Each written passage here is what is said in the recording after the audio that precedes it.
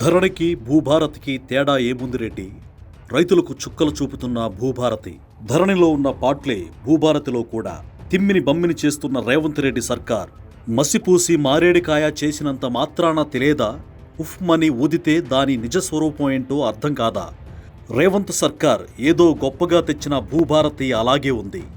గతంలో ఉన్న ధరణికి కాసిని రంగులు పూసి ఇదే భూభారతి అని తీసుకొస్తే రైతులకు ఆ మాత్రం అర్థం కాదా?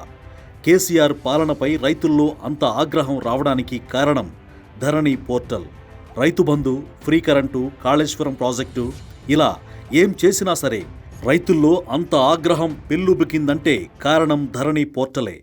నానా అగచాట్లు పాలు చేసింది ధరణి. దాదాపు 3-4 ఏళ్ల పాటు గోసపెట్టింది. దాని గురించి పట్టించుకున్న పాపాన పోలేదు గత కేసీఆర్ ప్రభుత్వం.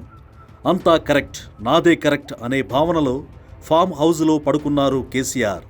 దాని ఫలితం ఎన్నికల తర్వాత అనుభవించారు. ధరణి పోర్టల్పై రైతుల్లో ఉన్న ఆగ్రహాన్ని క్యాచ్ చేసిన రేవంత్ రెడ్డి దాని బదులు భూభారతి తీసుకొస్తానని చెప్పారు.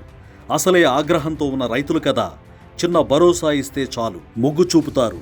అలా రేవంత్ మాటలను నమ్మి కాంగ్రెస్ పార్టీకి ఓట్లేశారు రైతులు. తీరా అధికారంలోకి వచ్చాక సీఎం రేవంత్ రెడ్డి చేసిందేంటయా అంటే అదే ధరణికి కొత్త బట్టలు తొడిగి చూపించారు. ఎంత కొత్త బట్టలు తొడిగినా లోపలున్న లొసుగులు అలాగే ఉన్నాయి.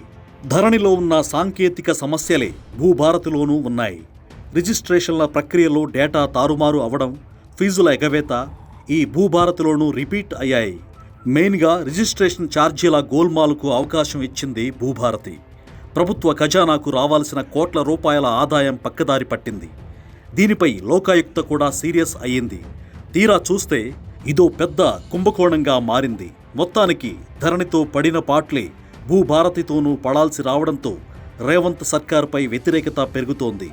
ఇప్పటికైనా రైతులను గోసపెడుతున్న భూభారతిని ప్రక్షాళన చేయాలని డిమాండ్ చేస్తోంది బీసీవై పార్టీ.